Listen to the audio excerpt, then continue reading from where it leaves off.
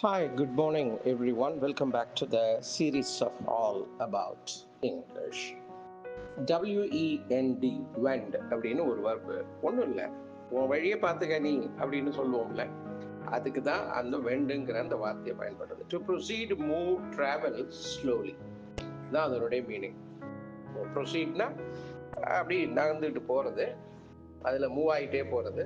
Travel slowly, கொஞ்சம் அப்படி மெதுவாக நிதானமாக அப்படி வாழ்க்கையை நடத்திக்கிட்டு வர்றத வெண்டுன்னு சொல்லுவாங்க. சாதாரணமாக மூவ் இன் எ டைரக்ஷன், ஒரு திசையை நோக்கி அப்படி மெதுவாக பயணிக்கிறத வெண்டு அப்படின்னு சொல்லுவாங்க.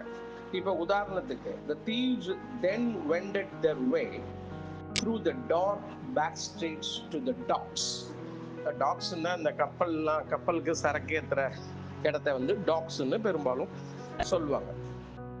திருடன் என்ன பண்ணா, எல்லாத்தையும் முடிச்சுட்டு அப்படியே அவன் வழியா மெதுவா அந்த இடத்துல இருந்து ரொம்ப இருட்டா இருந்த பேக் ஸ்ட்ரீட்ஸ், பின் தெரு வழியா அப்படியே பின்னாடி உள்ள இருட்டான பகுதியை பயன்படுத்தி அப்படியே அந்த இருக்கிற இடத்துக்கு, கப்பல் சரக்கேற்றுற இடத்துக்கு, போட்டு சரக்கேற்றுற இடத்துக்கு மெதுவா கம்பி நீட்டிட்டாங்க.